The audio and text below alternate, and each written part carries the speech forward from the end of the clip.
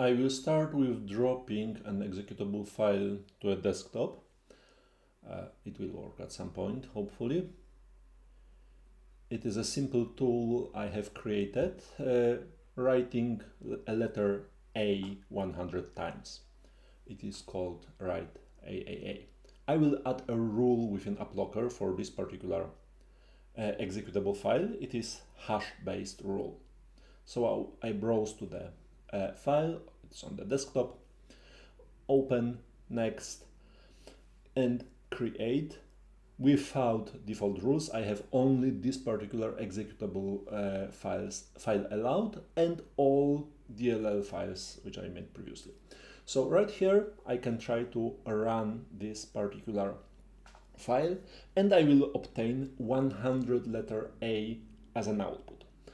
I can go to PowerShell and I can, within the PowerShell, calculate hashes, like a hash of the file using getFileHash commandlet, get file hash, and then name of the file, and I can see it is 4BEE at the very beginning. I will copy it as a path, just to have a full path handy. I will return here to the PowerShell. And I can also use getAppLocker file information to obtain AppLocker hash, which is slightly different for portable executable files. And as you can see, at the beginning is 6E38. Right now, I can observe extended attributes of this file. And you can see the first one contains the hash I have calculated using PowerShell commandlet, which is 6E38 at the beginning. It is AppLocker hash, and now it is cached.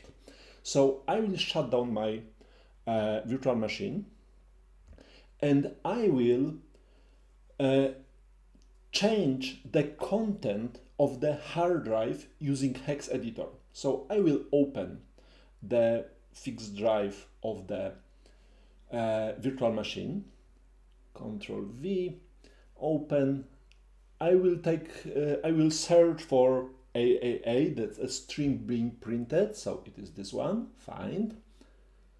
It is over here, and I will replace this 100 letter A's with some random content, like random letters. So hopefully, if I run this application again, those random letters I just entered will be displayed and not the all A's as it was previously. I will save the file, I will close it, and I can also close obviously the hex editor, and I will launch my virtual machine again. So my VM is starting. And let's see what is the final effect. I will log on when it goes up. Okay. So, a password. And let's see what is the effect. First, if the file is changed, and the next, if it is allowed to be run by AppLocker. So I will change folder to desktop. I will run this file, and you can see at the very beginning of the string, you can see those random letters. If I go to the event viewer, I can try to find an event related to the executable file I have just run. So I have to go to the Microsoft and then Windows and then AppLocker. I have huge mess over here as I have executable files and I have DLL files in here, but at some point I will find the proper event. I'm quite sure it is somewhere. Okay, I will use Control F magic here. So I will try to find an event. Oh, come on, I made a mistake in the file name. My own tool I have written a moment ago. It is not right it is right, AAA. So I can see the event is here and the file, the executable file was allowed to run.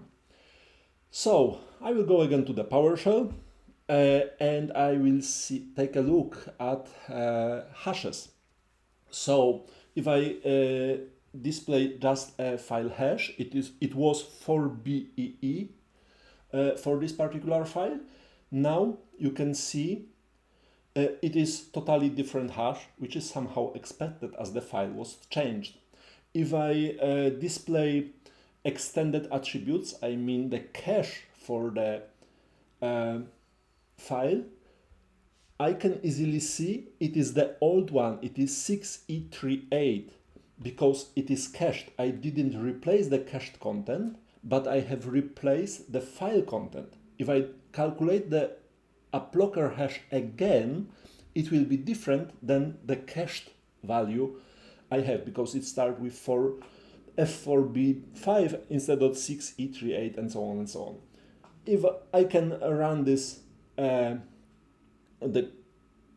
can run the MMC console for managing AppLocker, segpol MSC, executable rules. You can see there is a rule for this. Within the interface, I cannot observe the hash being allowed within the AppLocker, but I can do this relatively easily through PowerShell. So the command is get AppLocker policy. And if I convert it to XML, I will easily see the hash value being allowed for this particular executable file. So you can see there is old value allowed, old value in the cache, and totally different value in the file right now, which clearly means it is the cache being verified against AppLocker rules and not the real file, which is obviously changed from the initial state. And again, I can see in the log, it was perfectly well allowed to be launched. As you can see here, it was allowed to run. And that's basically it.